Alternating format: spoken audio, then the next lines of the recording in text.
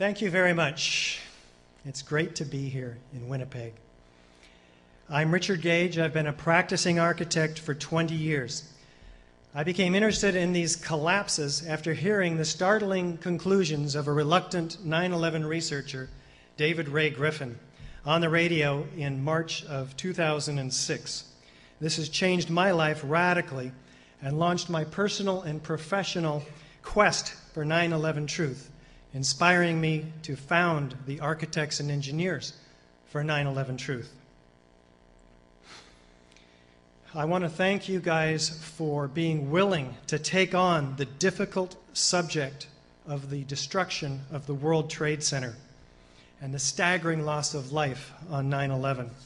It's extremely important that we know the truth about this event because it served as the pretext for two wars, the invasion of two countries in which almost a million people have already perished. It could happen again if we don't dedicate ourselves to finding out exactly what happened and why. These are the reasons we must peer into this painful part of our recent history. And to find out why, for instance, a 2006 poll by the New York Times CBS News revealed that 28% of Americans believe the Bush administration is lying not just about Iraq, but about the events of 9/11. Of even greater concern, another poll by Scripps Howard Ohio University, which found that a shocking 16% believe that the World Trade Center towers were brought down by controlled demolition with explosives. Unfortunately, my research of the last 12 months has confirmed that this is true. This is why we now have the Architects and Engineers for 9/11 Truth, and why the 9/11 Truth movement itself is growing by millions every year. This afternoon, I'll present to you the very clear evidence that all three World Trade Center buildings, the high-rises, the iconic Twin Towers, and Building 7, were destroyed not by fire, as our government has told us, but by controlled demolition with explosives. I'm employed with a San Francisco Bay Area architecture firm, and like many other architects, I've designed numerous fireproofed steel frame buildings in my career. Most recently, these $3 and $10 million gymnasiums. And I've also been responsible for the day-to-day construction administration services for this $120 million new high school in San Ramon, California. I'm now working on quite a large project in Nevada with almost 2 million square feet of retail, parking structure, and steel-framed high-rise office space with over 10,000 tons of steel framing. But why have most of the architects that I have so far shown this presentation to joined AE911truth.org and calling for a new independent investigation into these collapses on 9/11? And these engineers, you'll find all of them listed on our website, AE911truth.org. Why is Time magazine posting the story that 36% of Americans, and according to this other poll, believe that the administration is somehow complicit in the events of 9/11? The Washington Post, citing the 16% figure of Americans believing the Twin Towers were brought down by explosives. Why have 100 well-known prominent Americans called for an independent probe into 9/11? 110 9/11 survivor and family members, 120 distinguished professors, all independently calling for a new investigation. Well, on 9/11, the American people were subjected to repeated shocking attacks, killing thousands of Americans. This has not happened since Pearl Harbor. The 5 years since 2001 has given us enough time to actually become objective. We have to step out from underneath the hypnotic trance that we were put in and gather the evidence that exposes the need to reevaluate these three World Trade Center high-rise collapses more objectively. Let's begin with an overview of the events of that morning so we can all get on the same page and take a look at the myth that developed. September 11th, we learned that 4 passenger planes were hijacked and taken radically off course. Within an hour, 2 of the planes had flown into the enormous steel towers of the World Trade Center, creating fires and eventually toppling them.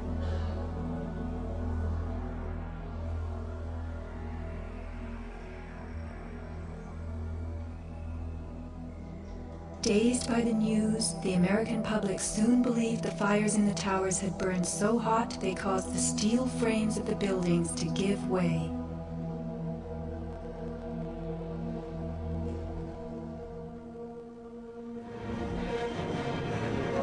A myth developed, fed by official sources through the media to a bewildered audience.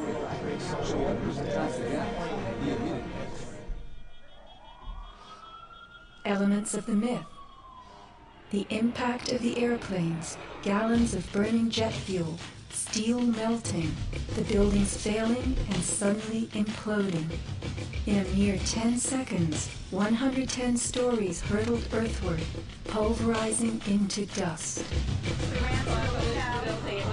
Right from the start, on the street itself, the official story was born.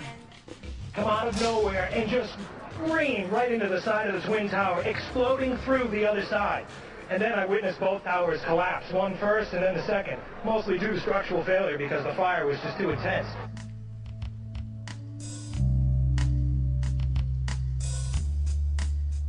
The myth bled into the FEMA report and was echoed by the experts. It was the combination of the impact load doing great damage to the building, followed by the fire, that caused collapse. Buildings are destroyed by a number of different forces, each having very different identifiable characteristics. For instance, fires affect building differently than controlled demolition and explosions. Fires, by their nature, tend to creep from place to place as they run out of fuel and find fresh fuel sources, leaving behind the burned out area to cool. Now, when collapses do occur, and they have never in a high-rise office building, but for instance in wood buildings, they begin gradually and asymmetrically with large, visible, slow deformations. So remember this. Controlled demolition we'll be taking a very close look at. When buildings topple, as in earthquakes like this, their mass tends to hold together. They don't pulverize to concrete. When buildings pancake, like this concrete building in an earthquake in Mexico, you tend to see a whole lot of pancakes on the bottom. We'll be looking for those pancakes when we get to the World Trade Center. And when buildings explode, we see flashes of light, visible streamers, lots and lots of explosive smoke and dust from pulverized concrete. These buildings fell over or collapsed. They tend to hang together. They don't pulverize to dust. They follow the path of least resistance. They don't fall straight down through themselves and turn to dust. Note the thick, dense billowing and enormous clouds with explosions. The shooting streamers, flashes of light. We'll be looking for these elements in all 3 World Trade Center high-rise collapses. This one on the lower right looks just like the Twin Towers, but it is not. It is an acknowledged explosion. We'll be comparing it to the Twin Towers. Let's focus on controlled demolition first. We have hundreds of examples of controlled demolition from all across the country from which to make our comparison to Building 7, because it's the most commonly used method to bring high-rise buildings down or demolish them. This is what a high-rise looks like when it's being demolished. Controlled demolitions can be engineered in many different ways. Normally, the purpose of a controlled demolition is to remove a structure while avoiding damage to adjacent structures and to do so economically. Typically, a tall building is demolished by placing thousands of cutter charges adjacent to columns and beams throughout the building, and then detonating them in precise order, starting with the interior structure and then progressing outward and upward, synchronistically timed floor by floor. Destroying the interior columns allows the unsupported weight to pull the exterior inward, and destroying the building from the ground up allows the weight of the building to be harnessed to do much of the destruction. The result is an implosion, producing a vertical collapse at free fall speed into a consolidated rubble pile, which is broken up and ready for loading and shipment. This is what we see in all three of the World Trade Center high-rise buildings, and we'll take a close look. Now, this is a feat that only a handful of companies in the world can accomplish.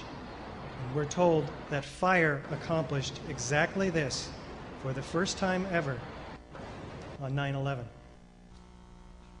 So what are the typical features of these of controlled demolitions? Well, we have direct evidence of explosives, starting with sounds produced by explosions, rapid onset of destruction at the base, dust clouds, thick, billowing, and enormous, pulverized concrete. We have evidence of cutter charges. We have squibs, or explosive cutter charges, visible at the upper floors, demolition waves which remove column support, and a total collapse of the steel skeleton, broken up and ready for shipment.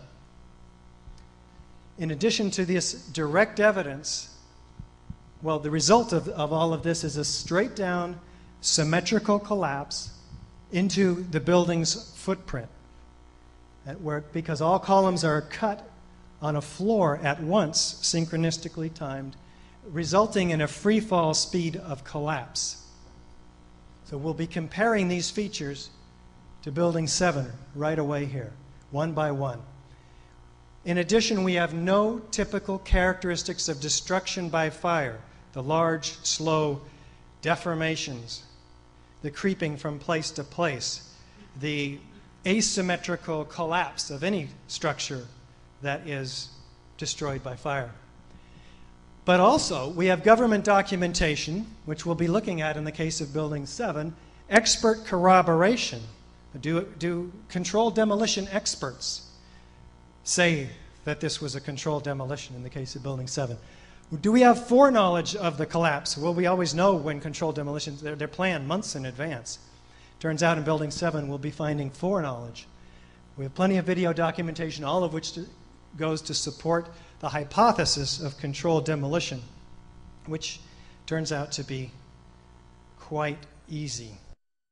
So let's see if Building 7 has any of these features. Well, Building 7 is this tall, 47-story skyscraper. How many of you have never heard of Building 7? Usually there's a whole bunch of people. Most of Americans have not. It's 47 stories. It was never hit by an airplane. It suffered some damage by the North Tower when it came down. And we'll see what happened to it. It's about a football field length away from the North Tower on the other side of Building 6.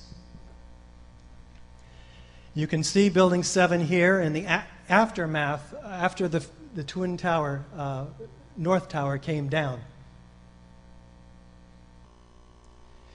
So here's the building in its pristine condition and then being pelted during the collapse of the North Tower.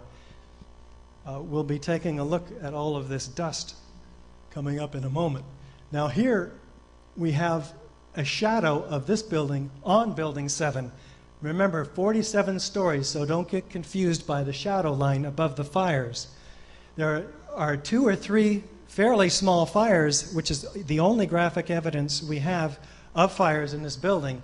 There's smoke on the other side, and there's some dispute whether that was part of the Building 7 on fire or another building behind it. So we have 2 small fires, never hit by a plane, random damage from the Twin Towers. So let's march our way through the evidence here and you can follow along in your handout to see where we are and how we're doing.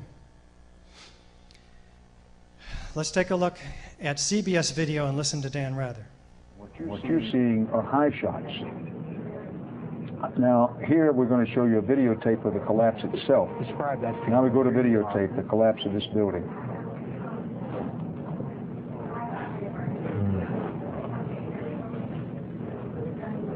It's amazing. Amazing, incredible, pick your word. For the third time today, it's reminiscent of those pictures we've all seen too much on television before, when a building was deliberately destroyed by well-placed dynamite to knock it down. I want to show you this again because I want to refer your attention to the penthouse, which falls first, indicating core column damage. What you're seeing are high shots. Now, here we're going to show you a videotape of the collapse itself. Describe that. Now we go to videotape, the collapse of this building.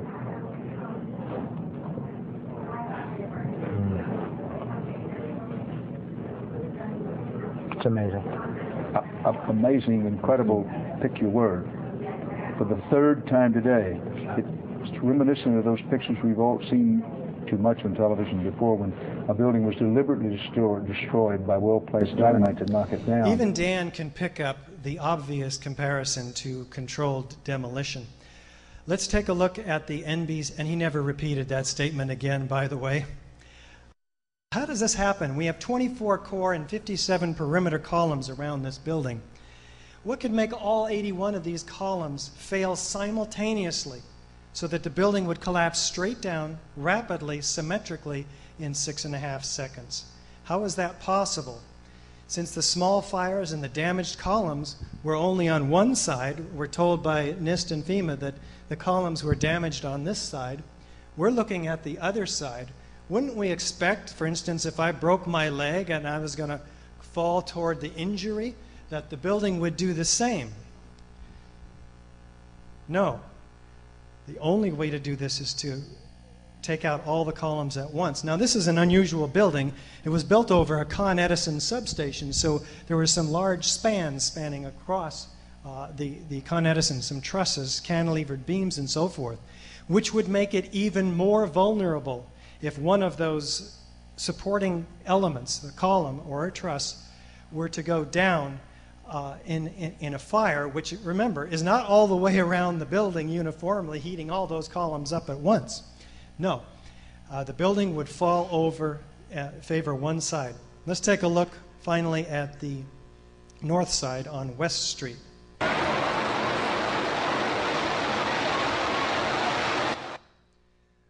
Okay, now, watch this. What do you see in the upper right corner? Anybody? You see 4 explosions. We're going to be taking a close look at those. There's no fire engulfing this building. There is no fire alleged to have been on those upper floors either. Watch them.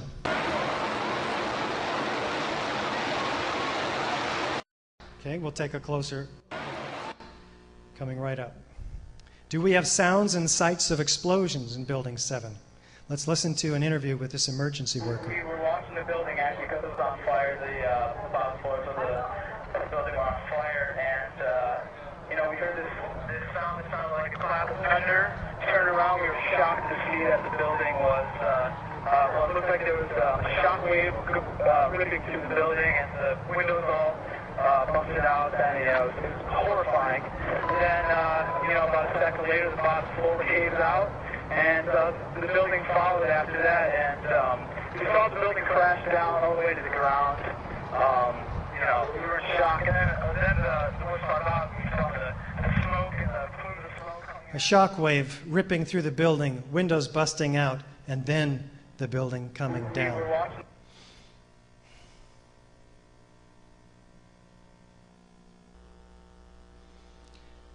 Craig Bartner of the New York Fire Department. And the whole time you're hearing boom, boom, boom, boom, boom.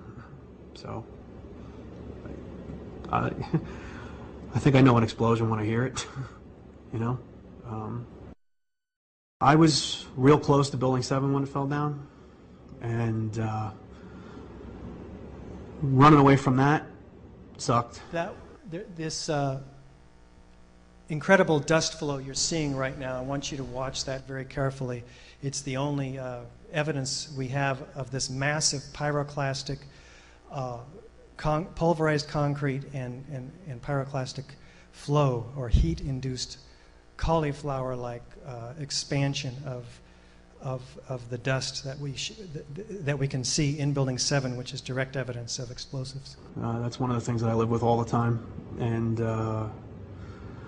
I don't know, but that didn't sound like just a building falling down to me while I was running away from it. There's a lot of eyewitness testimony down there hearing explosions. I didn't see any reason for that building to fall down the way it did, and a lot of guys should be saying the same thing. This is why I do not argue with structural engineers about fires and what they can and can't do to steel. 90% of our evidence is not attacking the NIST report or the FEMA report, but showing the evidence of demolition, which is undeniable. Let's look at what fire does, though, to the building.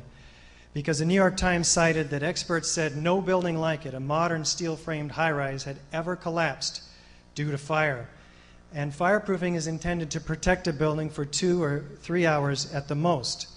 And even then, buildings have never collapsed in a fire of any duration, that is, high-rise steel-frame buildings. Even though, for instance, in these fires, numerous examples of which they burned for well over 3 hours. In this case, Caracas, 17 hours over 26 floors. Did the building collapse? No. Los Angeles, 3.5 hours over 5 floors. Did the building collapse? No. Philadelphia, Meridian Plaza, 18 hours over 8 floors. Did it collapse? No. New York, 50 stories high. It burned for 6 hours. None of these have collapsed. They're all in use today, having been refurbished. And yet, on 9/11, these 2 small fires on one side of Building 7 are responsible for bringing this building down in 6.5 seconds. After burning all afternoon, it came down at 5 in the afternoon. If there again were fires on the other side, we'd expect the building to fall away from us and favor its injury, not come straight down. Again, buildings that collapse follow the path of least resistance, not straight down through themselves. It's completely diametrically opposed to every principle of structural engineering, which is designed to resist the forces of gravity. That structural engineers can identify with. Am I right? Where's my structural engineer? Government documentation. Well, we had 4 reports. American Society of Civil Engineers, FEMA, Silverstein, Weidlinger, and NIST. Throughout each one of these reports, we have the same cast of characters coming and going through them. We're told that they were volunteers, but these volunteers were not volunteers like you go down to the PTA and say, I'll help out. These were highly paid defense contractors who had ongoing contracts with the federal government at $10 million annually. So they had a huge stake in producing a report that favored their client. This is not unbiased. We have the FEMA report with only $600,000 of funding. Up until 2004 or 5, that was the only report we had from the government, and compare that funding to $40 million for the Bill Clinton affair with Monica. So we're not looking at a serious effort to get at the truth here. NIST finally got a 3-year, $20 million project, which we're going to be taking a quick look at, which is an incredibly highly polished effort at concealing the truth. FEMA suggests, however, thank you very much, that the collapse of World Trade Center 7 had a small debris field as the facade was pulled downward, suggesting internal failure and implosion. Demolishing the building so that it collapses straight down into its own footprint requires such skill that only a handful of demolition companies in the world will attempt it. But thank God, fire did it on 9/11 without having to pay the demolition contractors. The specifics of the fires in World Trade Center 7 and how they caused the building to collapse remain unknown. This is after 3 years of study. We don't know what happened. Our best hypothesis, fire, then complete collapse, has only a low probability of occurrence. Further research, investigation, and analysis are needed to resolve this issue. Unfortunately, though, for investigators hoping to resolve the issue, the evidence had been completely destroyed by FEMA before it could be resolved. NIST had no steel from World Trade Center 7 to analyze. The 9/11 Commission, who was sworn to give us the complete, fullest possible account of the events surrounding 9/11, did not even mention the building in one page or one sentence of their 571-page report. Max Cleland, for this and other reasons, resigned from the commission, stating this is a national scandal. This investigation is compromised. Do we have a free fall speed of collapse? Well, here's a second-by-second drop of the building. With each passing second, the building drops faster. This indicates acceleration, which is due to gravity, and no resistance to that acceleration in the columns. You can plot the data on a graph of time over distance drop, and then you can lay a theoretical curve of free fall right over it, and it fits perfectly, indicating the columns were removed, which could only be done by explosives. Do we have expert corroboration? Well, here's the top European controlled demolition expert, Danny Jawenko. It starts from below. They've simply blown away the columns. This is a controlled demolition. A team of experts did this. This is professional work without a doubt. Okay? We have to deal with this. We can't go home and say, well, I'm not an expert in controlled demolition, so I don't really know what happened. This is why we have experts telling us what really happened. And indeed, just like in a court case, you'll have experts on every side of every issue. And you are the jury. You have to decide who's telling the truth and who's lying through their teeth. This is a responsibility of every one of us as citizens. In my opinion, the building, World Trade Center 7, was with great probability professionally demolished, says Hugo Bachmann, Professor Emeritus and former chairman of the Department of Structural Dynamics and Earthquake Engineering. Is there evidence of squibs in World Trade Center 7? Let's take a closer look in this side-by-side comparison of Building 7 to a known demolition. So we have Building 7 on the left and this known demolition on the right. Edifici ad anni da impatto. In ogni caso non vi sono prove di demolizione controllata. I filmati portati a sostegno di questa tesi sono ingannevoli perché mostrano. Looks like they both come down in about 6 seconds. Building, look on the left, upper right corner, focusing in on those squibs. 1, 2, 3, 4, 5. Those are explosions. You have to deal with those explosions. This video is not fixed. Let's watch it again. In ogni caso non vi sono prove di demolizione controllata.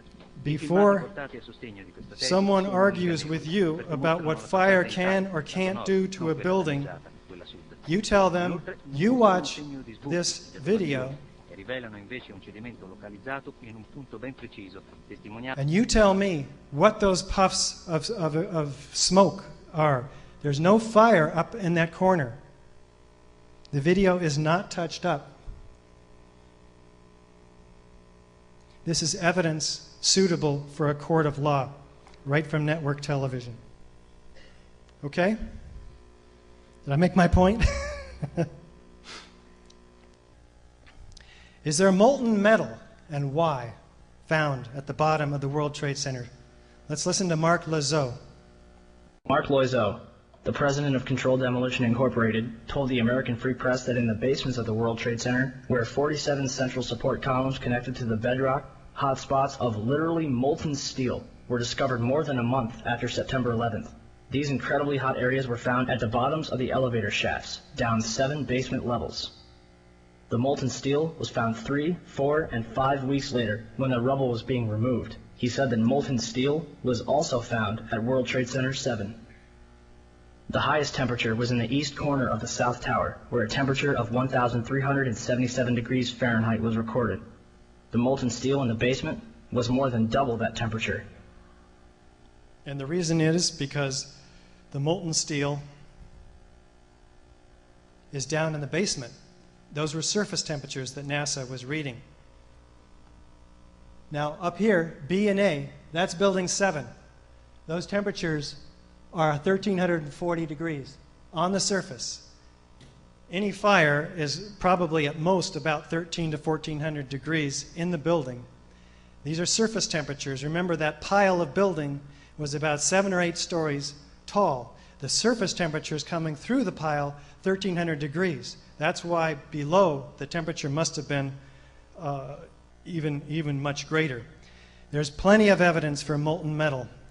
In fact, the fires get to be 1,200, 1,400, sometimes 1,800 degrees hydrocarbon fires. And by the way, that includes jet fuel fires. But molten metal, well, the salmon you see in this color is 1,500 degrees. The lemon color is 1,800 degrees, much hotter than a hydrocarbon fire can burn. Structural steel doesn't even begin to melt until 2,700 degrees. What produced this molten metal? NIST denies molten metal. FEMA denies that there's any molten metal. You're going to see more evidence of molten metal. Thermite produces molten metal at 4,500 degrees. What is thermite? We're going to find out. It's an incendiary cutting charge, which we've found evidence at all 3 buildings we'll be seeing. This is previous molten metal which is solidified. It's rust. It's not aluminum from any airplane. And aluminum doesn't rust. They call these meteorites. They found them all over the place. Tons of this previously solidified. Unusual artifacts to emerge from the rubble is this rock-like object that has come to be known as the meteorite. It's this fused element of steel, molten steel and concrete and all of these things all fused by the heat into one single element. Do we have foreknowledge of the collapse in Building 7? Well, what does Chief Nick Visconti say of the New York Fire Department? We're moving the command post over this way. That building's coming down. They knew it was coming down. Now, never before in history has a steel frame high-rise building come down due to fire. Firemen don't shriek from their responsibility to go into a high-rise and put it out. Our codes protect buildings quite well, and they've never come down before. But all of a sudden, on this day, they're saying the building's going to collapse. Indira Singh, EMT, by noon, 1 o'clock, they told us we had to move from that triage site up to Pace University a little farther away because Building 7 was going to come down or being brought down. Is that what they said? Yeah. They said we're going to have to bring it down. Let's see what these police and these unusual workers have to say caught on this CNN tape.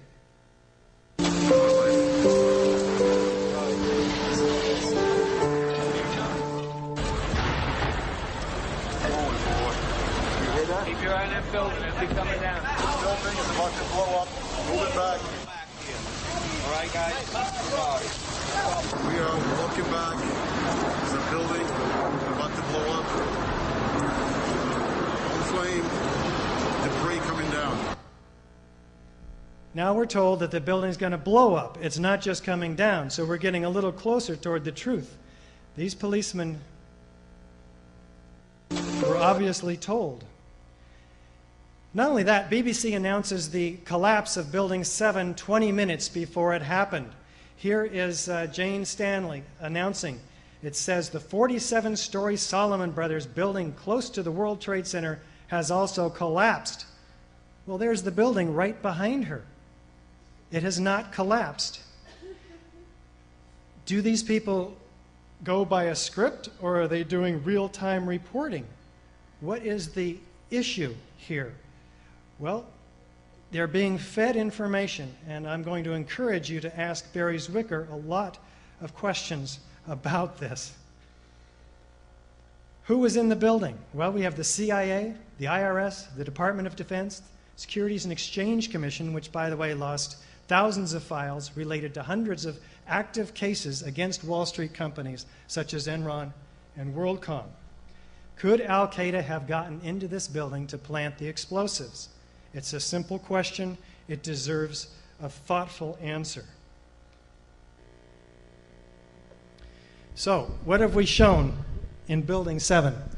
Well, we've shown direct evidence of explosives because we have sights and sounds produced by explosions with the eyewitnesses you've seen, a rapid onset of the destruction at the base, the clap of thunder, and the building coming down, those huge dust clouds billowing, enormous, from the pulverized concrete, the cutter charges or pools of molten iron from thermite, and we're going to be proving later that this is from thermite.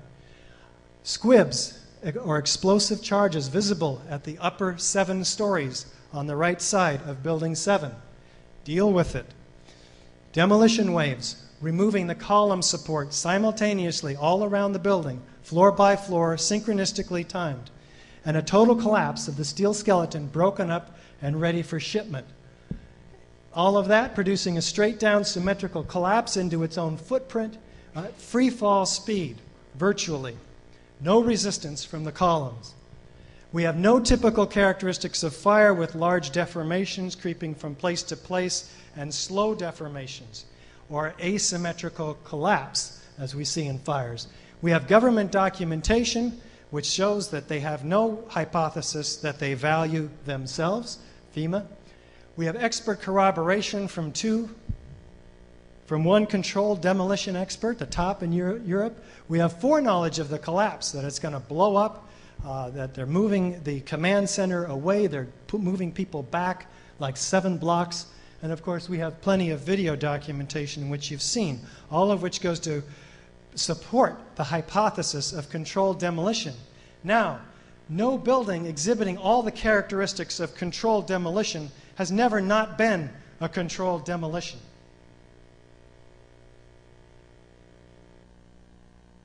Let's take a look at the Twin Towers. Because the evidence, as great as it was for Building 7, is far greater for the Twin Towers. This was the crowning achievement of the international style, according to some, moronic gigantism, according to others, and heartless modernism.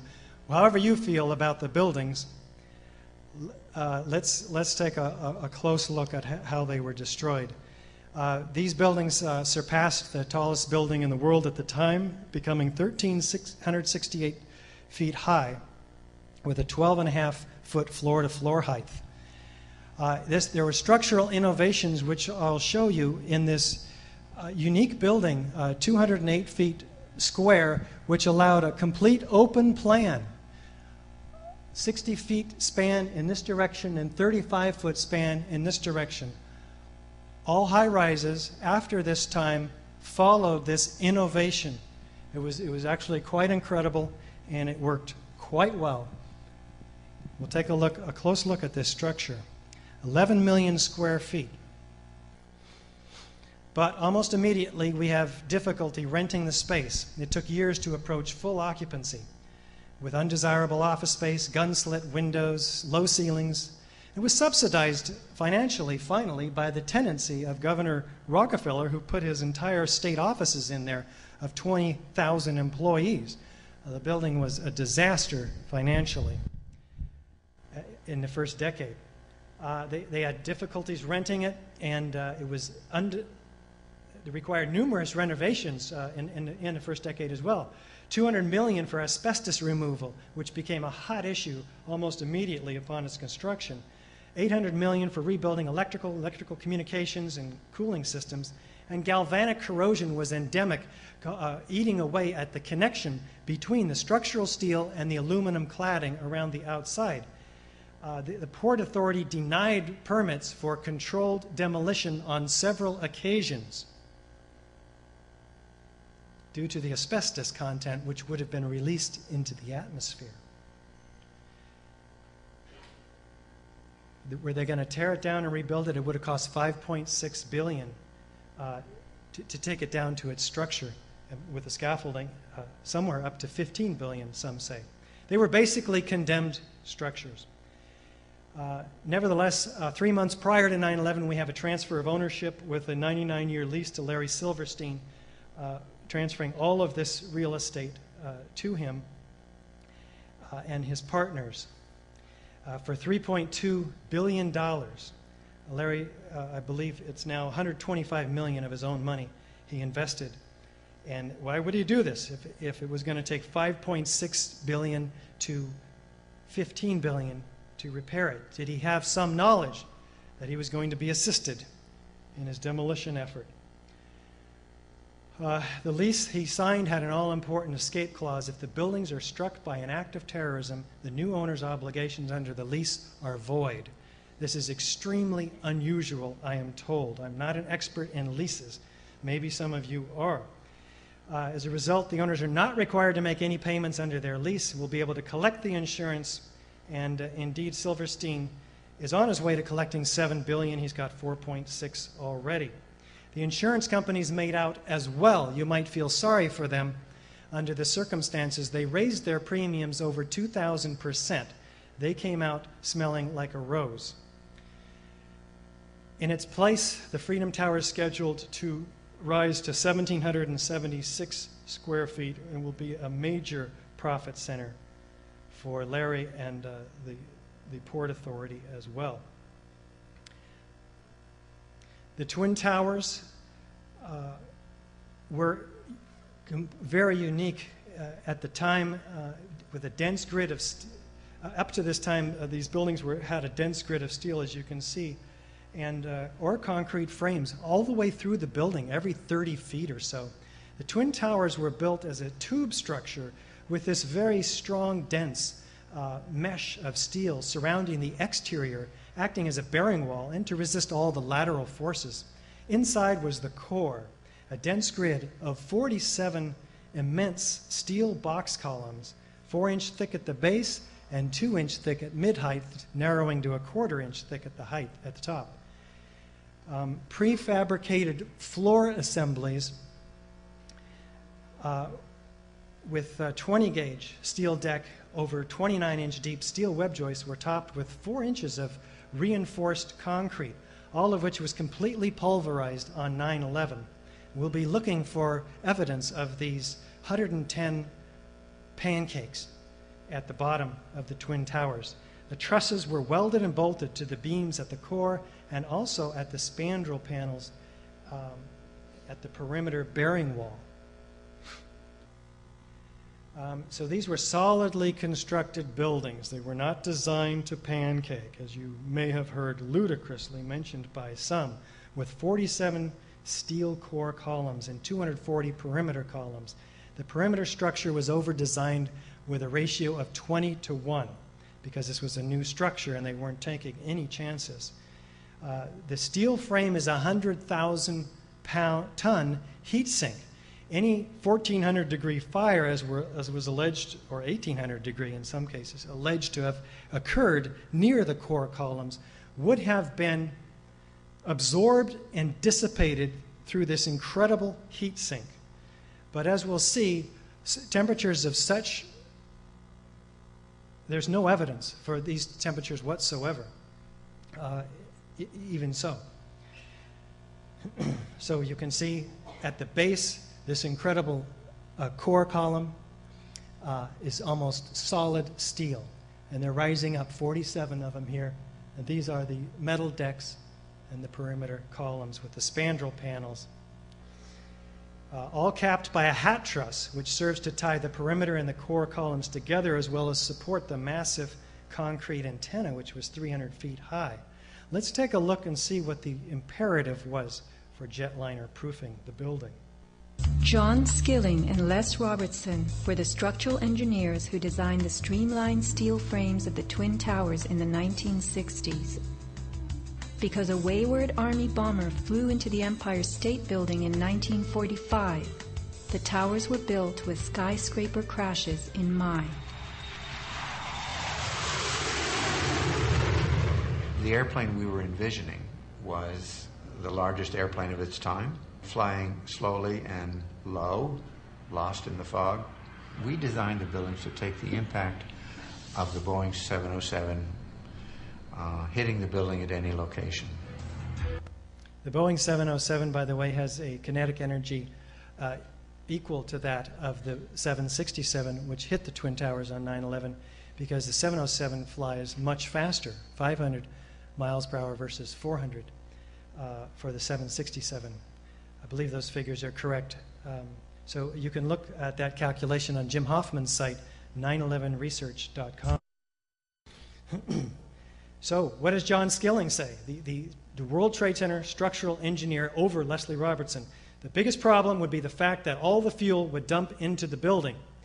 And if that happened, there'd be a fire. So this was taken into account by the words from John Skilling's mouth himself. Now, both FEMA and NIST acknowledged that the impacts virtually did nothing to the structural integrity of the building. They stood for 56 minutes and 102 minutes, respectively, after their initial impacts. The building swayed, they came to a stop, the forces were routed around the impact, and FEMA, of course, says, well, what happened was the fireproofing was knocked off. That made the steel vulnerable to the intense fires. We'll be taking a look at that allegation. Let's look at the drawings that we get from PBS NOVA and FEMA. Quite deceptive illustrations. In this case, we see a bunch of pancakes stacked up ready to fall down with no core columns. There's this effort to deny that there was a core in these buildings by the 9/11 Commission itself, which said the core was a hollow steel shaft, by these, which really trying to sell something to the American people. Reminds me of some of the mortgage advertisements I get in my mail with these low interest rates and low payments. It's a total deception. In the case of the trusses, they're not shown with their cross bridging. They're not shown with the steel decking, which is topped with 4 inches of concrete, all of which goes to support it. We don't see a core in the case of this drawing until you read the fine print and realize that, oh yeah, one's a core column and one's a perimeter column, and we're talking about the span between them. And in this drawing on the upper left here, you see a fairly representative example of how the columns in the core align fairly orthogonally in line and are represented according to their scale. But in the FEMA and NIST drawings, you see them almost the scale of toothpicks, or about the same size as the perimeter columns, which are 14-inch by 14-inch square. Remember, these columns corner columns are 52 inches by 22 inches. And the other ones, not in a corner, are 30 inches by 16 inches, completely shown out of scale here and randomly placed instead of orthogonal. So there's a whole distortion effort. The drawings for the World Trade Center were recently leaked from somebody in the world in a Silverstein-Weidlinger report. We have them now on our site, ae911truth.org. You can download them. You can look at all the floors. And here's an example of the 66th floor, which shows the correct columns here. This is the core that I've zoomed in on now. Core columns are very large and orthogonally arranged, just like that diagram you saw earlier. So what the theory is that the first theory is the pancaking theory, where the truss became disconnected from the exterior columns one by one and zippered all the way around the building, causing this pancake collapse. The next theory that NIST came up with after they threw that one out is that no, they blame the persistence of these connections between the truss and the exterior columns, because as the truss heated up from the fire, it sagged up to 42 inches, we're told, which turns out to be a crock, and pulled in the perimeter columns, causing them to buckle and fail. Either way, it doesn't add up at all, and it ignores all of the demolition evidence that you're about to see. Now, when we go to show the demolition for the Twin Towers, it's out of the range of our experience because controlled demolitions typically have not been from the top down, so we don't have a frame of reference from which to view this. So what if somebody was going to blow up the World Trade Center and blame it on jet plane impacts, you'd start at the location of the jet impact and work your way downward. And indeed, that's what we see. Let's take a look and compare this to a typical controlled demolition because there are some key differences.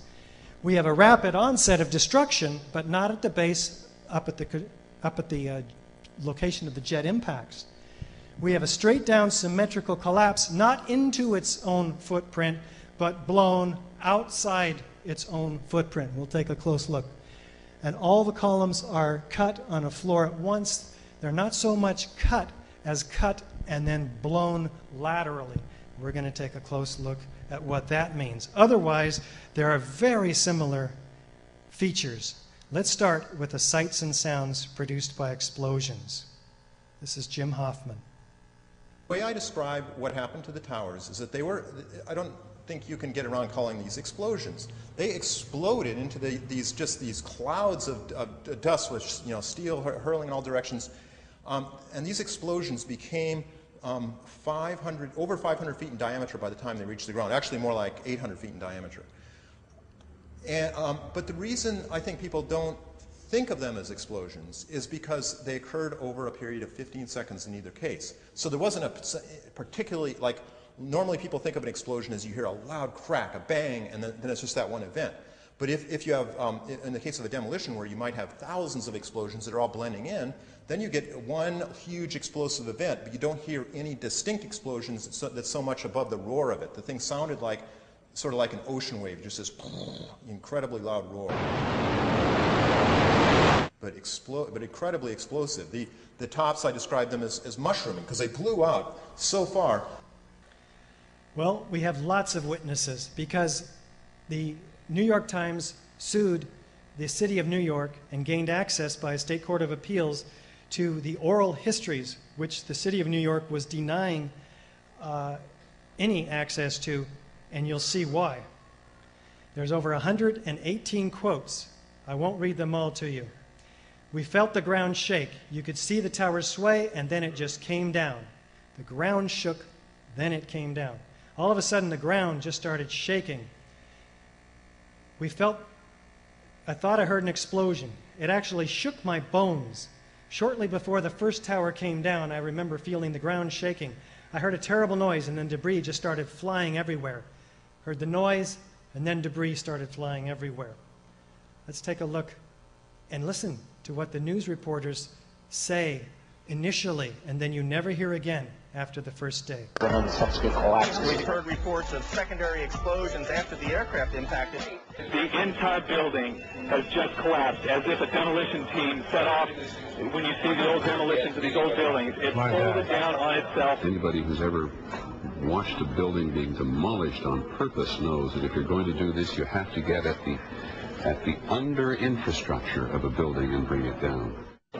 Like, it sounded like gunfire, bang, bang, bang, bang, bang, and then all of a sudden, 3 big explosions. At 10:30, I tried to leave the building, but as soon as I got outside, I heard a second explosion, and another rumble, and more smoke, and more dust. I ran inside the buildings, the chandelier shook, and again, black smoke filled the air. Within another 5 minutes, we were covered again with more silt and more dust. And then a fire marshal came in and said we had to leave because if there was a third explosion, this building might not last. There was a heavy-duty explosion. Some of those secondary explosions and then the subsequent collapses.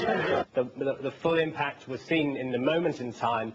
My colleague Stephen Evans, who was in the Trade Center and was interviewed just after the first explosion.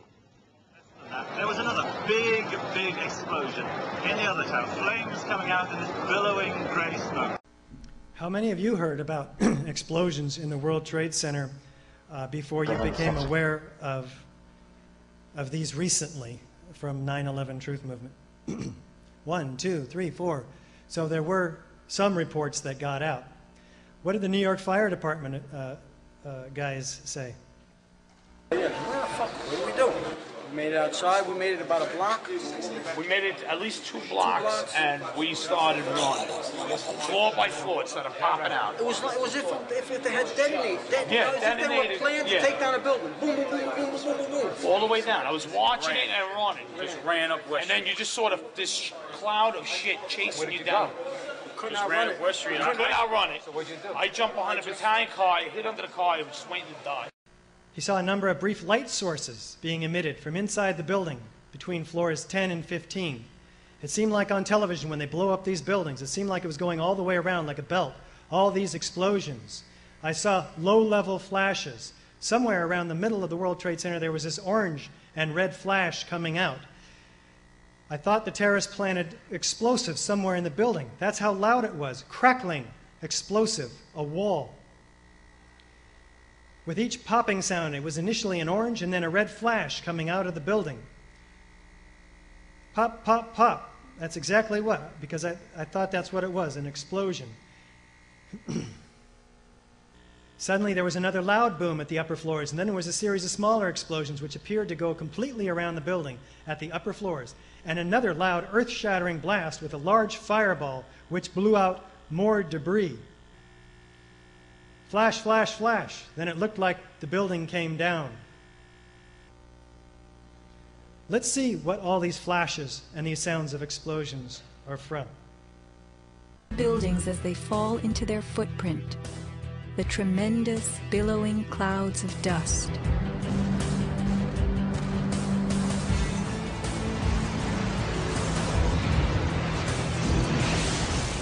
Now let's look at the collapse of the Twin Towers.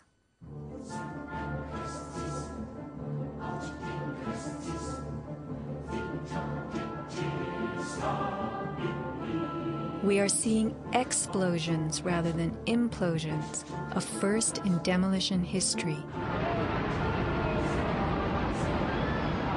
A sequenced rumble becomes a roar as debris is thrown outward. The damage is not contained. Even the windows are blown from neighborhood buildings. What kind of energy enabled this? Would fire hurl metal and concrete sideways into the air? Here, a 600,000-pound chunk of steel, twice the weight of a Boeing airliner, was flung 400 feet, wedging itself deep into 3 World Financial Center on Vesey Street. A FEMA photographer taking pictures of Ground Zero wondered why so many steel beams were jutting from neighborhood buildings. What shot pieces of the towers all the way across the street?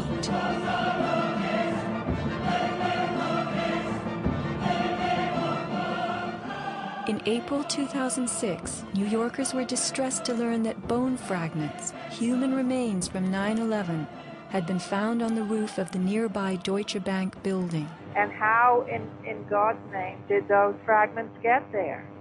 It surprised me that there was still bone fragments or human remains that had not been discovered. How is it possible that after 5 years they're finally looking on the rooftops of the Deutsche building? I mean, that's crazy. And bone fragments less than a centimeter long. How could they be so small? Now, are you following along in your handout?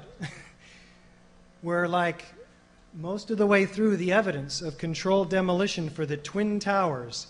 That's the second handout, the first one being Building 7. Look at the explosions on the right. Streamers shooting up and out with explosive force, thick billowing dust and smoke with pyroclastic or heat-induced cauliflower-formed clouds. Look at World Trade Center 1. Up and out. The geometry is similar to that of fireworks, where explosive force is going against gravity and in all directions symmetrically, up and out. It's been referred to like a banana peeling. Fire doesn't do this. Are all the columns cut and exploded at once? Let's take a look. Words of a senior blaster. We blow the basement, all the columns in the basement. Then we crack it up at the top to get it started. We go every other floor all the way down. Every explosive has a timer on it. That's why it's controlled. When the columns go, each floor goes down and impacts the one below and keeps going. Here's what demolition experts use in steel-framed buildings. The linear shaped charge. It's a chevron-shaped or V-shaped charge that you can focus at a specific target, and it's lethal. It generates around 3 million pounds per square inch pressure at a speed, depending on the explosive inside the shaped charge, in excess of 27,000 feet per second. Well, do we have columns in the World Trade Center that show evidence of shaped charges? Were the underground explosions intended to blow out the Twin Towers' basements, followed by blasts heard inside the buildings of shaped charges slicing the core? The secondary explosion. We've got numerous people covered with dust from the secondary explosion. Demolition pre-weakening usually takes place well in advance of the final blast, but at the World Trade Center, critical prep work might have had to occur in a very compressed time frame in the panicked aftermath of the plane strikes.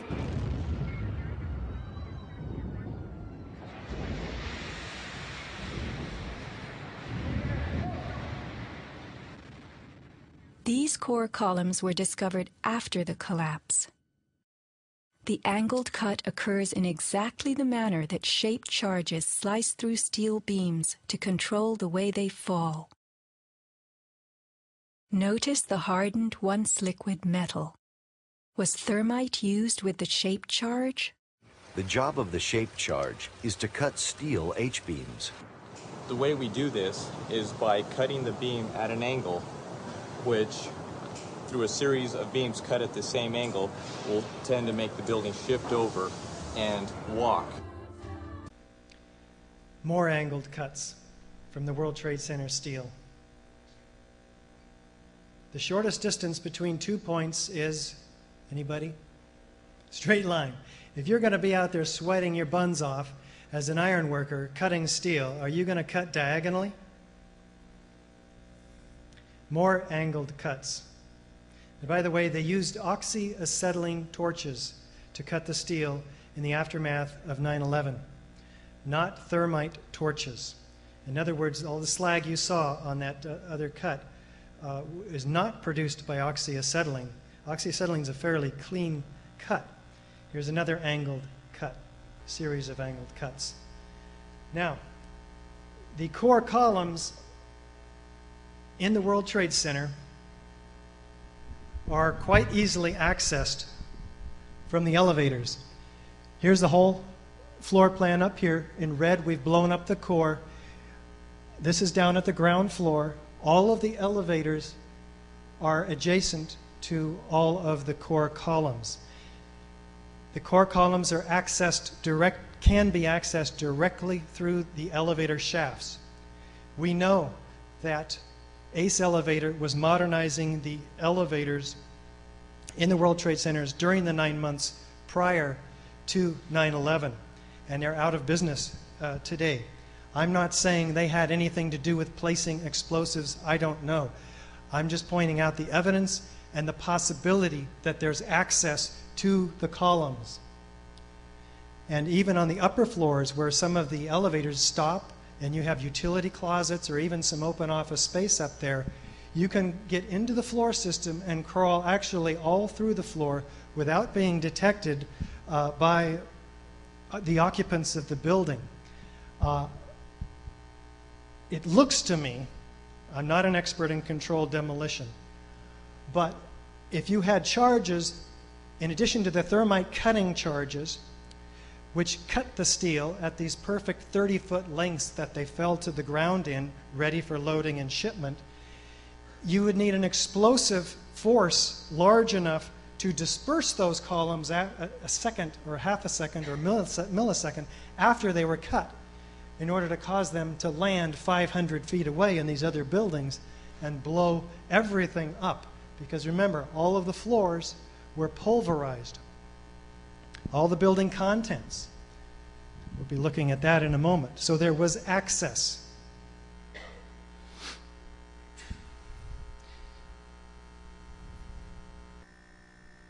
And of course, wireless detonation is a common means.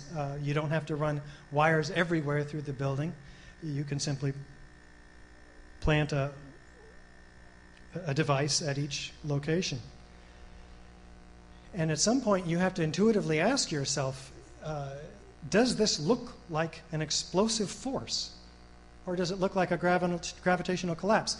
All of these 20-ton beams, cut individually, separated from each other, from bolted and welded connections.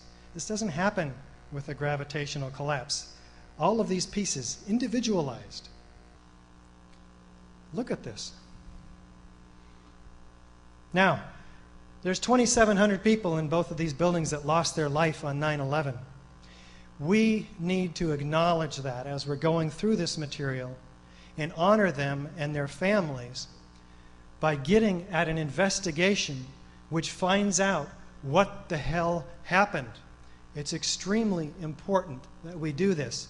And when you come up against a 9/11 debunker or government official or anybody, newscaster, that says we've already looked into that, it's not necessary, use the force and the power of the honoring of the dead in this building to give you the inspiration to move through this resistance that you're going to face in the world as you tell your friends about this story, and as they think you're crazy because they haven't been through this presentation, they haven't seen the evidence. They have to see the evidence.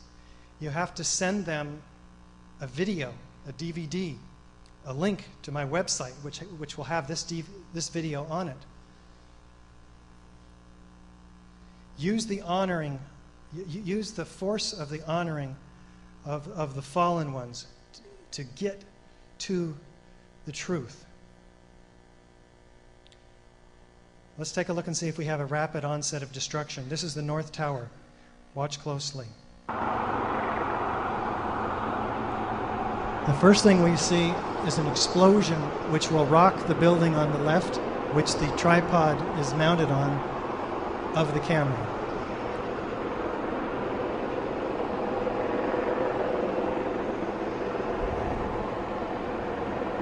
And then the building comes down rapidly, symmetrically, sudden onset. Let's take another look, because what you're going to see is a whole bunch of smoke all of a sudden coming up here prior to the building coming down. The second thing you're going to see is that this is the impact of the greatest fires. You're going to see the collapse starts about right here, but oddly enough, it's from here up that you see the collapsing floors, not from here down. You'll see the telescoping floors. We're going to lose about 15 floors right here before anything starts going down from this point. It's very curious, and it violates the official theory of the pancake or the column failure theory. Now watch for all the smoke up here first. There's the shaking of the explosion. Here's the smoke from the explosion. Hasn't gone down yet, and now you'll see it from this point forward. Down, down, down, down, down, down, down, and then coming down. Those floors are taken out from the point of impact up and then down. Okay, let's take an even closer look. Already into the collapse, we see a new fuel source of smoke and, of flames. And all the way around the building simultaneously. The smoke occurs actually prior to the collapse. there's explosion, and then we have the fall. And in the first second or two, we have this incredible release of pyroclastic smoke, heat-induced, and pulverized concrete. And even FEMA and NIST acknowledge that the antenna falls half a second before the rest of the building, which indicates that there was core column failure first, which is what you would want to do in a controlled demolition. Do we have demolition waves removing the column support? Let's take a look and listen. Appearing to fall away from the rest of the building. Can we go to the tape? Already, you see the explosions? Watch. Tape now? Here we go, right here. This is... There's another row right there. I mean... The beams individualized coming out. Incredible volumes of dust in the first second. When you look at it, and then, of course, this mass is you'd expect this 40-story building, if it were, according to the official story, pushing the rest of the building down, it's falling away, as he said. You'd expect to see that mass in a mangled heap down at the bottom. You don't. It disappears into this cloud of dust. You do not see any mass of building. It's completely individually shredded down to its structural elements, and the building contents collapsed. Are that completely tower pulverized. just came down. Let's go to Bob Bazell, who was at St. Vincent's Hospital. All the way around the building, simultaneously, proceeding at the pace of free fall speed, or near free fall speed, somewhere between 10 and 15 seconds, depending on who you listen to. Okay? Advancing rows of progressions of perfectly straight line around the building. Structural steel ejected, smoke where the top of the building used to be. Watch these individual explosions. You can see every one of them.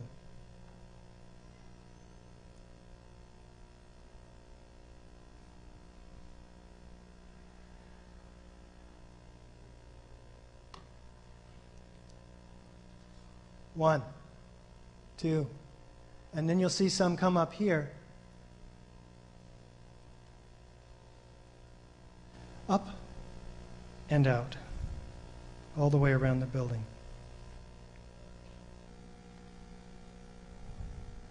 Now here's the South Tower from another angle. You see some fire. Otherwise, all you see is smoke. The fire's not engulfing this building at the time of its collapse. The fire's already burned out largely, and yet you have this collapse. Well, steel regains its strength when it cools. So NIST spent a lot of time analyzing why the South Tower came down first. I should say, manipulating us to believe why it came down first. Okay, there are examples, at least one, of a top-down demolition. Let's watch it again. It's a grain elevator. I don't know why they took it down first. I guess because it had this huge hole in the middle of it, so it made sense. It even followed the path of least resistance. It's very difficult to get a building to fall down straight through itself, even with highly paid engineers and months of planning and setting charges.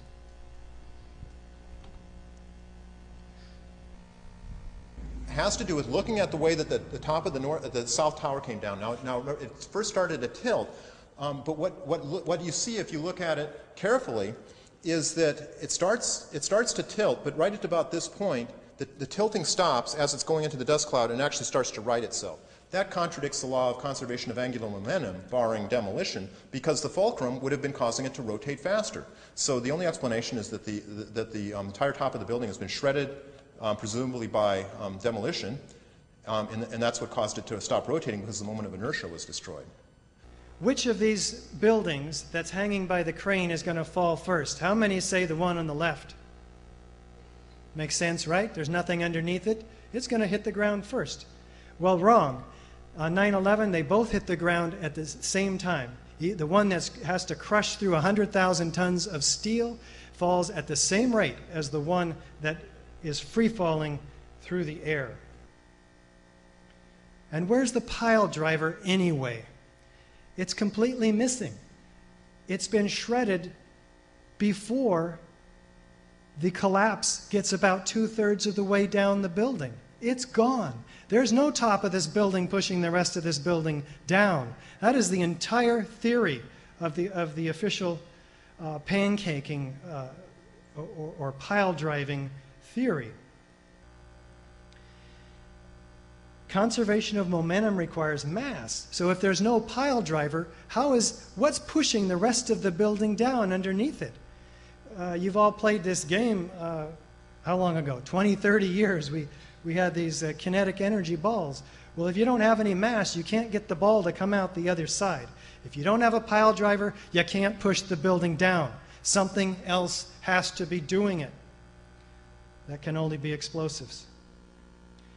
Now, watch the rubble falling outside the building at the same rate that this missing pile driver is theoretically pushing the building down all the way to the ground at the same rate.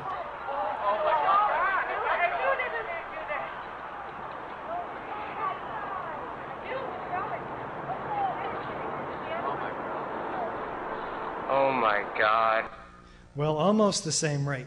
Let's look at it another way. You take a fifth of the mass of a building, like Jenga. How many of you played that block game where you stack them up and you try to wait till they tip over? You put one on top, is it going to crush the rest, even if there was some column failure on a floor?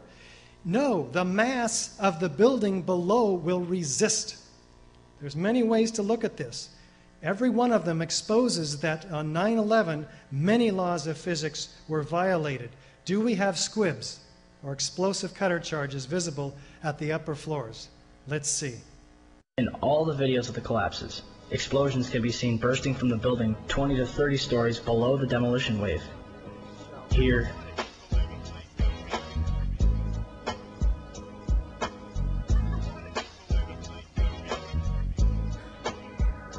here,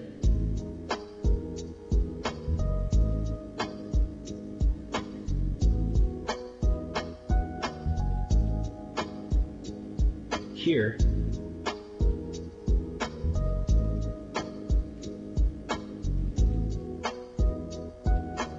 here,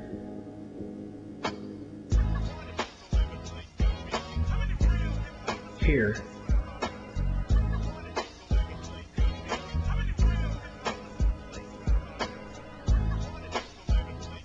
I think we get the idea. It goes on and on. What are these squibs? Well, we're told by NIST that these are puffs of air which is caused by the building, which doesn't exist up top, pushing down, causing air to come through the elevator shaft, out into the open office plan, and through, somehow, mysteriously, the exact center of these buildings, symmetrically around the buildings, 40 floors or more below the ensuing collapse. Puffs of air. Well, first of all, they're not puffs of air. They're pulverized building materials. And second of all, these explosions can be, you can calculate their velocity because we have the video. It's 100 to 200 feet per second. The puffs of air are not going to create that velocity. Third of all, say that was the elevator over there. The air came down through the elevator. This is an open office plan. This is about 60-foot span. Guess what? The air coming down through there is going to fill the room uniformly and then blow out every window if it has that much pressure, which it probably wouldn't. It wouldn't be a highly focalized ejection at the center point symmetrically around these buildings, and it wouldn't be 40 floors below. Do we have a straight down symmetrical collapse outside the footprint? Yes, 1,400-foot diameter to be exact, with the explosive force on the aluminum cladding, which went the farthest. The debris area was 20 times the area of the footprint of the towers. Here is the plan. Here is the devastated area. I'm going to go back and forth really fast so you can see them. Note the nice rubble pile that Building 7 produced and then the expansive debris field of the Twin Towers, a completely opposite type of controlled demolition, leaving a smoking crater, not a pile of pancakes. This is a 7-story lobby. About 2 stories, maybe 3 of it, are filled with debris. Where is the rest of the debris? Where are the 110 floors of 20-gauge steel decking with 4 inches of concrete on it, 110 floors, an acre in size, 43,000 square feet per floor? Wouldn't we expect to see 1 or 2 of them down at the bottom, or 50? They couldn't find any steel decking. They couldn't find any trusses. They couldn't find any macroscopic chunks of concrete. It was pulverized to dust, as we'll see. This is what buildings look like when they pancake collapse. Again, from Mexico, a concrete structure fallen in an earthquake. We see stuff at the base of the building. The panels are missing. Tom Patrizio, the guy who brought the panels to the World Trade Center in the 60s, was looking for them as he was working on the demolition. He couldn't find one of them. We'd expect to see maybe 1/8 of the height of the building. We don't. We see about maybe 2%. You can see right through these tree fork columns at the base. Do we have pools of molten metal? Leslie Robertson, structural engineer for the World Trade Center. As of 21 days after the attack, the fires were still burning and molten steel was still running. You have to deal with this. This is the structural engineer of the World Trade Center. When somebody says, NIST says there was no molten metal, no evidence of molten metal, you remind them of this structural engineer on October 5th, 2001 at the National Conference of Structural Engineers. Chief O'Toole says, remember seeing a crane lifting a steel building beam vertically from deep within the catacombs of the ground zero. It was dripping with molten steel. We saw the video from Mark Lazo already talking to us about the molten steel that he found in under all three buildings. The fires burned and molten metal flowed in the pile of ruins still settling beneath my feet. Sarah Atlas. We already saw the previously solidified molten metal. Thermite-induced World Trade Center demolitions would explain the molten metal. Let's take a look. First, from the fire department. Down below and you'd see molten steel running down the channel rails, like you're in a foundry. Like lava. Like lava flowing through a volcano. That's pretty clear. Now, what does NIST say, the head engineer at NIST, say about the molten metal? I'm curious about the pool of molten steel that was found in the bottom of the towers. I am too. And please tell me about it. Have you seen it? Well, not personally, but eyewitnesses there found huge pools of molten steel beneath the towers, and some scientists don't think that the collapse of the building could have melted all that steel. And physics professor analyzed some of the steel, and Stephen Jones, and he found evidence of thermate residue, which would explain how the buildings collapsed by means of pre-planted explosives. So, have you analyzed the steel for any of those residues? First of all, let's go back to your basic premise that there was a pool of molten steel. I know of absolutely nobody, no eyewitness who said so, nobody who's produced it. You'd get down below and you'd see molten steel running down the channel rails, like you're in a foundry. Like lava. I'm an architect, not a judge of character, but my personal opinion is that this man is lying through his teeth, and we need to call him on it, and we need a new investigation. Where does this molten metal come from? An incendiary used by the military, thermite is a compound of iron oxide and aluminum, which when ignited sustains an extreme heat reaction, creating molten iron. In just 2 seconds, thermite can reach temperatures over 4,500 degrees Fahrenheit, quite enough to liquefy steel. This is thermite melting the engine of a car. We know that open-air fires cannot burn hot enough to melt steel, but metal had melted at the base of the towers. The second product of a thermite reaction is aluminum oxide, visible as white smoke. Was thermite used in conjunction with explosives on September 11th? Watch this very bright substance pouring from the 81st floor of the South Tower.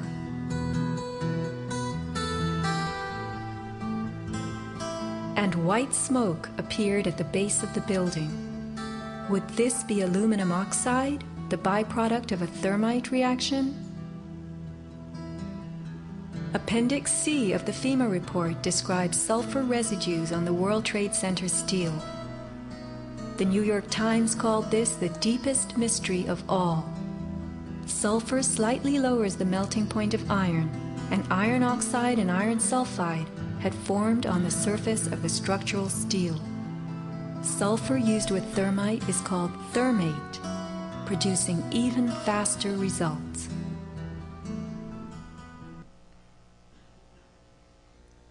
Was the molten metal pouring out of the South Tower aluminum from the melted airplane? NIST says yes. This is what molten aluminum looks like. It's silvery. It's not a bright, glowing liquid like molten iron looks like. Again, FEMA says they have evidence of a severe high-temperature corrosion attack on the steel, including oxidation, sulfidation. A liquid eutectic mixture containing primarily iron, oxygen, sulfur formed during this hot corrosion attack on the steel. No clear explanation of the source of the sulfur has been identified. Did they look at thermate? No. Chemical analysis is clear. Intergranular melting. By the way, fire does not produce intergranular melting. That is to say, normal office fires or even jet fuel-inspired fires. 1-inch column being reduced to half-inch thickness, its edges, which are curled like a paper scroll, having been thinned to almost razor sharpness, gaping holes, some larger than a silver dollar. Did fire do this to steel? No physicist will say yes. Steel in dragon-like lengths and contortions spoke for itself, bent, deformed, without cracks. I found it hard to believe that it actually bent because of the size of it and how there's no cracks in the iron. It bent without almost a single crack in it. It takes thousands of degrees to bend steel like this. Typically you'd have buckling and tearing on the tension side, but there's no buckling at all. There's no buckling at all. Well, some of this previously molten steel was sent to Stephen Jones at BYU for analysis. He's a physicist, and what did he find? Well, first of all, he says if thermite reaction was used to ignite a fire, they produce a characteristic burn pattern. This is well known by fire investigators. It would contain more unusual elements like fluorine and manganese left behind in the residue. So he knew what to look for. So the previously molten metal is predominantly iron, so we can rule out aluminum from the jet planes. It has very little chromium, so we can rule out molten structural steel. It's primarily iron, not steel. This is very important because the byproduct of thermate reaction is not steel, it's iron, molten iron. The previously molten metal has small amounts of aluminum, sulfur, potassium. The telltale signature of thermite, and manganese and fluorine in abundance, also used in thermite charges. And the second sample from the slag from this memorial at Clarkston University sent to Stephen Jones, this piece right here. He did X-ray fluorescence and also showed fluorine, sulfur, manganese, potassium. Now, if gel explosives were used, we'd expect to see, well, gel explosives are tiny aluminum particles in iron oxide, and they can be cast into shape because they're like a gel. They're not just powder. And they produce a very high density and extremely powerful charge. So they're put into linear cutting devices like this, where you see the round circle being the sol gel, and the vertical element that's hatched is the structural steel element. So you'd see something like this in a thermite linear shaped cutting charge, which is indeed from the World Trade Center steel, in fact, building number 7. But sol gels would hold that thermite would leave a telltale residue. In this case, with sol gels, 1,3-diphenylpropane. Diphenylpropane. An analysis that Dr. Jones did on the WTC steel finds, indeed, there's 1,3-diphenylpropane. In fact, it's corroborated by the EPA. What do they say? One molecule described by the EPA's Eric Schwartz was present at levels that dwarfed all others. 1,3-diphenylpropane. We've never observed it in any other sampling that we've done. Well, that's not all. The dust that was sent to him from an apartment gathered by Jeanette McKinley in a plastic bag and sent to Stephen Jones, he put a magnet over it. It was the first thing he did. He's looking for metallic objects in the World Trade Center dust. Remember, it blanketed Manhattan 4 inches thick. 0.1% about rose up to the magnet. What in the world could that be? Well, he found, first of all, that all of it was spherical, up to the size almost of a BB, or a 1/16 of an inch, which is very curious. He did a chemical analysis on it, and he finds all the telltale signs, once again, of thermite. How did they get round? Well, the only hypothesis that's reasonable is that the thermite cutting charge produces the molten iron. A fraction of a second later, the explosives atomize it, sending it and all the beams way out, and it gets so small due to the explosives that it forms itself into a sphere due to the surface tension, just like a raindrop does, and it cools as it comes through the air, and it falls on the cars, and I'll show you how it corrodes all of the cars surrounding. It's the primary source of corrosion, the only one that most of us can think of. And the EPA found the same spheres and the same chemical makeup that Dr. Jones did. This is all corroborated. Now, you have to deal with this physical evidence. You can't go away and say, I didn't quite hear to my satisfaction that these buildings were blown up.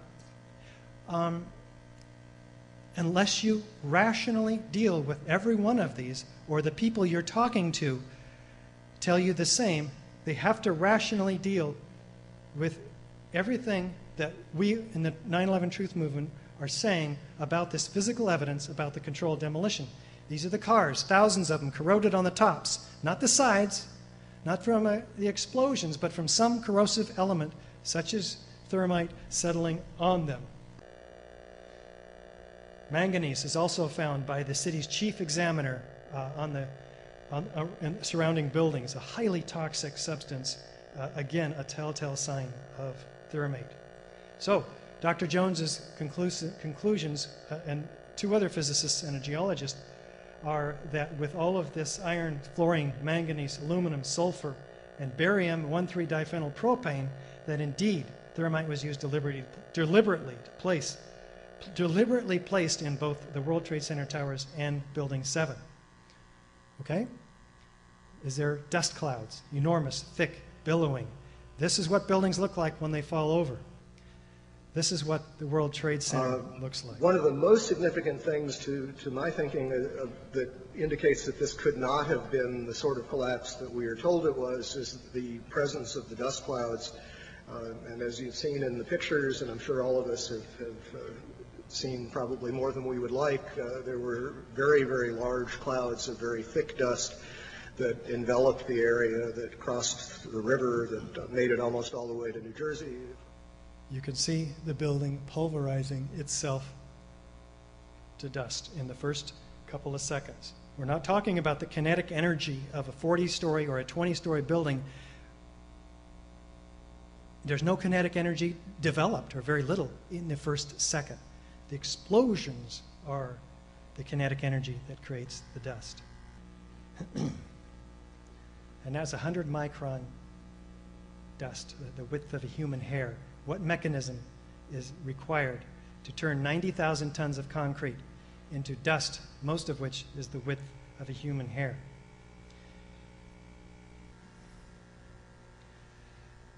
There's no concrete left, no large macroscopic chunks of concrete blanketing downtown Manhattan. What about the people? Fewer than 300 whole bodies were found. 1,100 victims remain unidentified. 800 victims identified by DNA alone. Nearly 20,000 pieces of bodies found. 6,000 small enough to fit into test tubes. 200 matched to a single person. One person blown to 200 different pieces. Can a gravitational force explain that?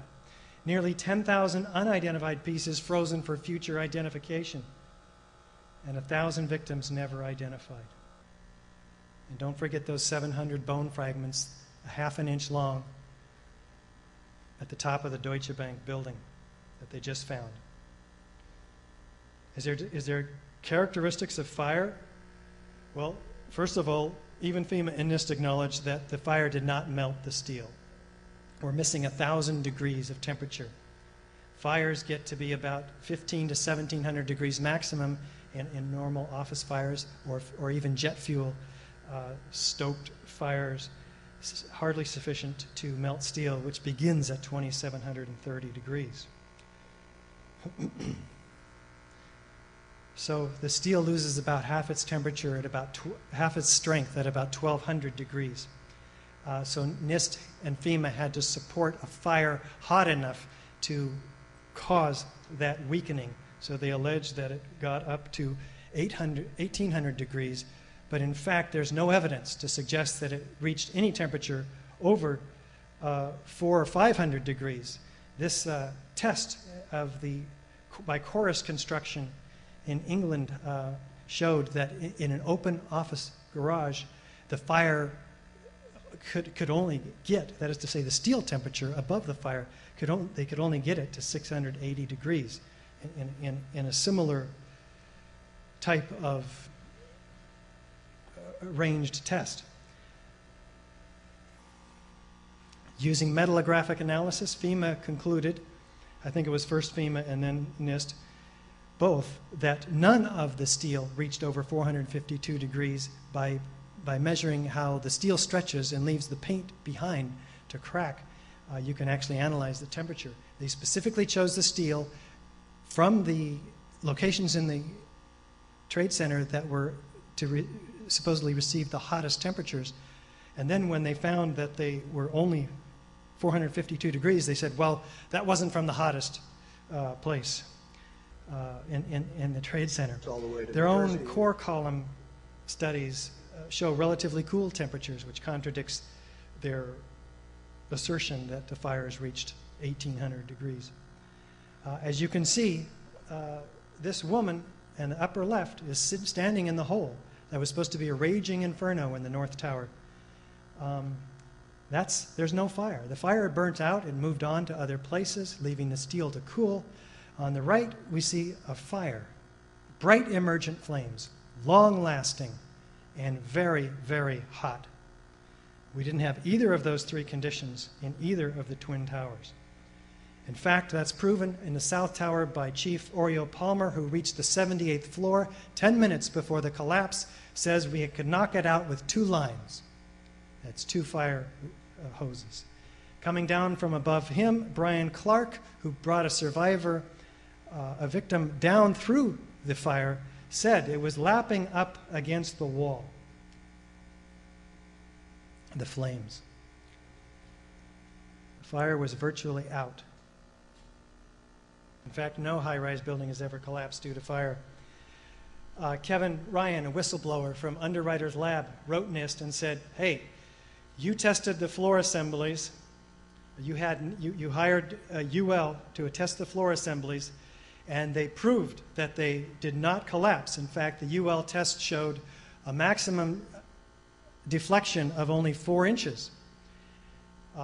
And you, NIST, used in your report a deflection of 42 inches to justify that there was this force that pulled in the outer columns, causing them to buckle and fail. That's a huge leap of faith. Okay, so Kevin Ryan was fired from his job as a result of bringing this public. Also, the UL test had 2,000 degrees of testing under these series of 4 trusses under the assembly that was being tested, and put a load on it that exceeded a floor load, weight on top of the structures that exceeded the World Trade Center loading by a factor of 2. Completely unrealistic test, and yet it did not fail. It did not fail.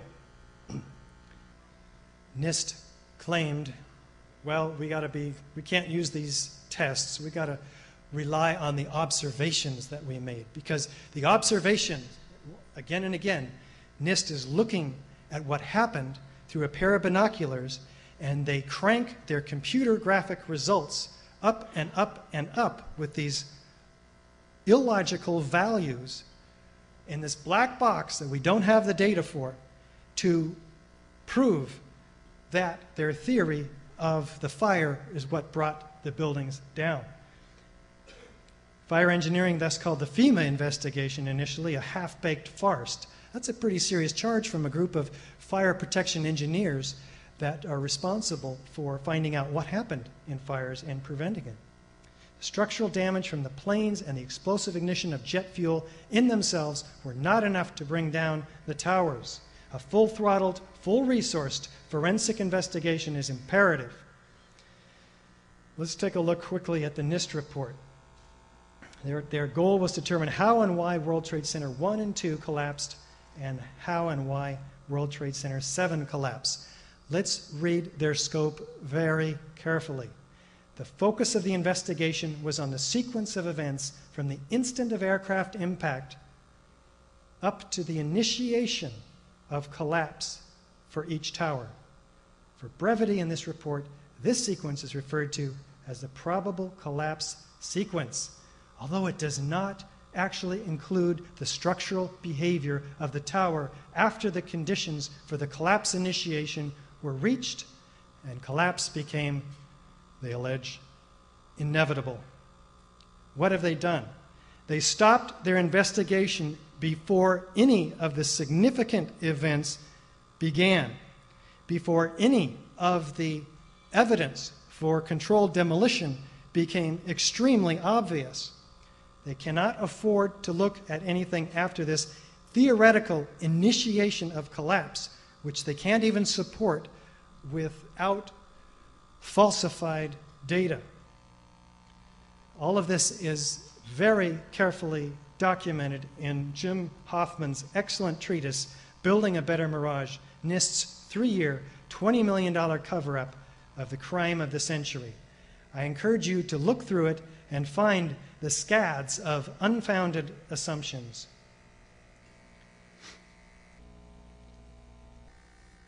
The mountain of distraction in the 10,000 pages, which includes 1,000 pages of airplane modeling, 100 pages of fire modeling, and a 1.5 page on their key assertion, which everything hangs on, a presumption that collapse initiation is followed by global collapse, without any time or analysis spent on proving that. They refuse to publish the data. You can't get this is a public investigation. The American people have the right, who paid for this investigation, to have it be open. This is fairly typical of many of the investigations going on with the 9/11.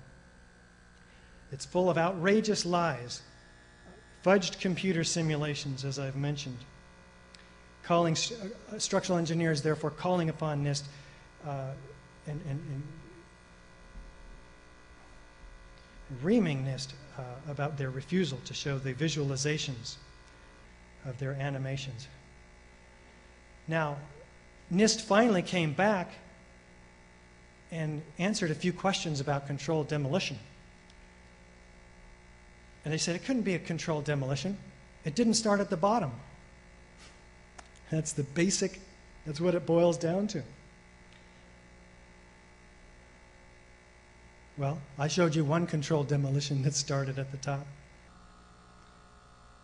So they have no attempt to justify the sequential floor collapse mechanism or their column failure theory as it causing the building to collapse. Thus, the entire collapse theory becomes a completely unsupported opinion. It's not technical analysis. You can take the whole thing, 10,000 pages, and throw it in the garbage. Was there foreknowledge of the Twin Towers collapse? Well, FEMA was on site the day before with hundreds of employees for a drill for a fake biological attack right in downtown Manhattan, ready to go on 9/11. In fact, Tom Kenny says, we arrived late Monday night and from FEMA, went right into action on Tuesday morning. Coincidence? How about Giuliani? I went down to the scene and we set up headquarters at 75 Barclay Street, which was right there with the police commissioner, the fire commissioner, the head of emergency management, and we were operating out of there when we were told that the World Trade Center was going to collapse. And it did collapse before we could actually get out of the building. So we were trapped in the building for 10, 15 minutes and finally found an exit and got out, walked north, and took a lot of people with us. We were told it was going to collapse, and 10 minutes later it collapsed. No high-rise building has ever collapsed due to fire. There was no indication that this building was going to collapse, other than the fact that somebody had planted explosives and knew it was going to collapse and planned to take it down. Is there expert corroboration?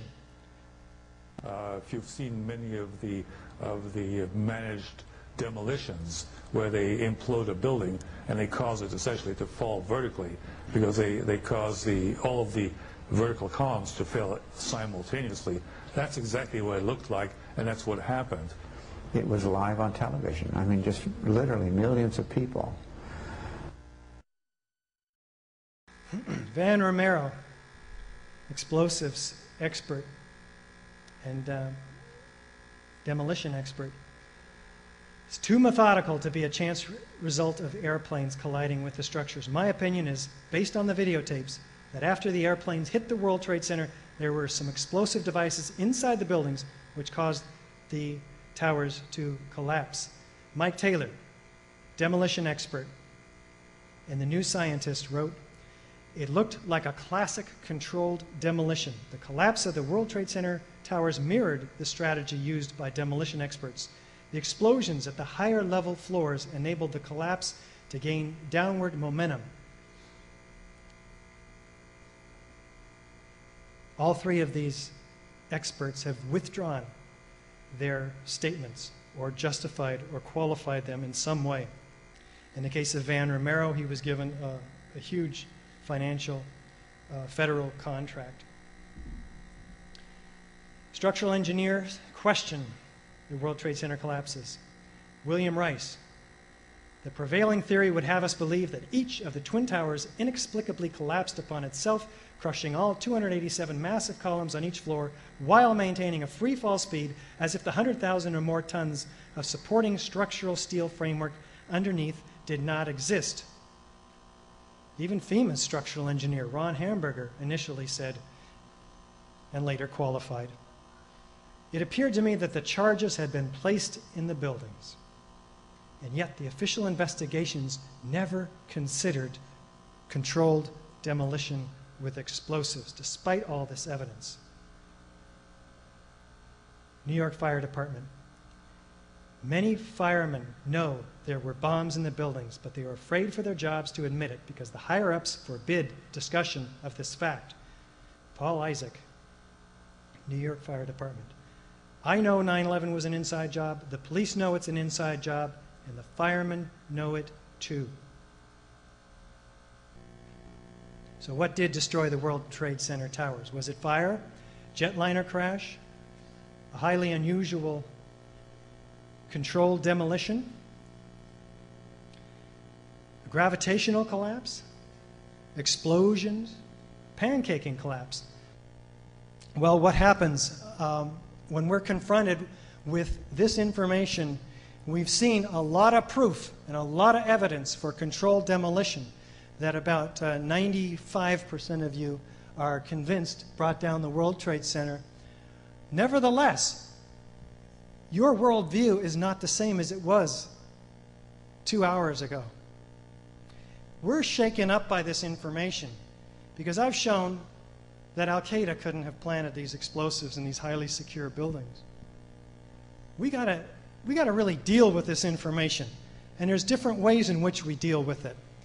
We can go into paralysis and have no action whatsoever.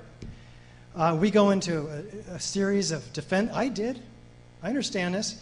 Defensive excuses and avoidance techniques such as, hey, our government would never do this to us. They've never done it before. Well, it turns out that false flag operations to gain access to other countries have been done to get us into every major war we've had back to the inception of this country. Well, I would have heard about it by now. Well, you're hearing about it now, okay? It's never too late to hear about it and to do something about it. And Barry Zwicker's going to talk to you about why you may not have heard about it by now. It couldn't have been kept a secret, all those people that must have been involved. Well, the Manhattan Project had a hell of a lot more people involved, and it was a very well-kept secret. I'm not an expert in controlled demolition. I'm not qualified to respond. Okay? Neither am I. But we have controlled demolition experts who have. And you've seen all the evidence. It's too horrible. I just don't want to think about it. That's what I did when I first heard about this. But you have to think about it. Your country, my country, depends on you thinking about this and doing something and moving out of paralysis. Don't say, I didn't see this stuff tonight. Don't avoid the debate. Don't go back to sleep. And don't become part of the problem. Let's find a way to move into action. Let's get informed. Get the information. Move past the paralysis. Work through our fears, our disbeliefs, our mindsets, based on the rational reaction that we can have to very scientific data, not upon our emotional reaction to our worldview being turned upside down. And let's support a new investigation. This is our responsibility as citizens. Now, unfortunately, it's not just the buildings. Wherever you go in the official story, you find holes, huge holes. Whether it's the airline flights, where the transponders were turned off all at the same time, and many other abnormalities that don't fit the official story. The NORAD stand down for an hour and a half, allowing the planes through. The hijackers, which aren't on the flight manifests, 8 of them are still alive, interviewed by the BBC, some of them.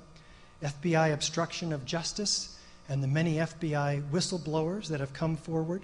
The stock market put options, which millions have been made on the flights of the fated airliners, the airliners, of the fated flights. Osama bin Laden, where we have one confessing and one denying. Are they two different people? One's stout, one's gaunt. Others have written many books and tapes, and you owe it to yourself to get informed. Architects and Engineers for 9/11 Truth don't go into all of this, but I wanted to bring it to your attention as a focus for your future research. The 9/11 Commission, with its massive conflicts of interest in the staffing,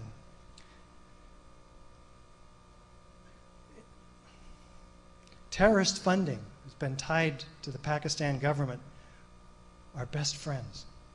Afghanistan, a profit center for heroin production. The defense, oil, debt, insurance, and media industries whose profits soared by huge percentages and whose board members sit on each other's companies and industries such that they tend to move as a flock of birds for their own interests and not yours or mine. And the mainstream media blocking the truth of 9/11. What did William Colby say, the former CIA director? The Central Intelligence Agency, CIA, owns everyone of any significance in the major media. That's a hell of a statement to be made by the head of the CIA. In fact, it's true. The Operation Mockingbird started in the late 40s, and it was very successful. And who was involved in it? Frank Wisner, Ellen Dulles, Richard Helms, Philip Graham. Barry can tell you more about this. If he doesn't, be sure to ask him. There are organizations like Barry's and authors and such as Project Censored, Peter Phillips, who dedicate their lives to bringing us the truth, because we haven't seemed to have gotten it in the mainstream media. So why didn't we see the truth about 9/11? Well, it appears as if our government lied to us about the building collapses. The 9/11 Commission reinforced that lie. FEMA and NIST justified the lie. And the corporate media repeated and hammered in the lie. We really didn't have much of a chance. Now, I've proven to you that explosives were used to destroy, well, at least most of you, each of the 3 World Trade Center high-rise buildings on 9/11. It takes months of planning and advanced planning to place explosives. And certainly Al-Qaeda didn't have access to these highly secure buildings occupied by the Department of Defense, the IRS, the CIA, etc. Architects and engineers in 9/11 Truth don't speculate as to who was responsible. So unfortunately, this is just the beginning of a disturbing but very essential journey for all of us. The evidence you've seen tonight is just a fraction of that which the 9/11 movement has assembled. The questions raised are numerous and ominous that must be answered in a new investigation. I encourage you to discover this evidence, and there are some great books and DVDs available. And in fact, I think they're available tonight as you walk out the door. Some of them are free. The 9/11 Mysteries DVD that you've seen clips of tonight is in your packet of information. Everyone, architects and engineers and others, go online and sign the petition at our website, ae911truth.org. Show your support. This is one of the most effective websites now because architects and engineers have the necessary credibility to turn heads, to raise eyebrows, to get the discussion into the halls of Congress. And you can all support us, whether you're an architect, an engineer, or not. The truth is that millions of people are studying these matters. 49% of New Yorkers believe 9/11 was planned.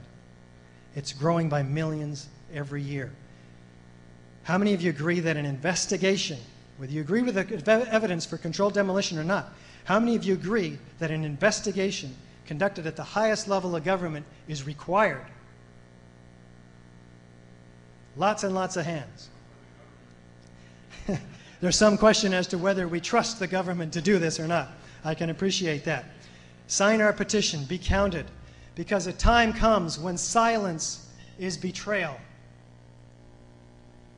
Martin Luther King.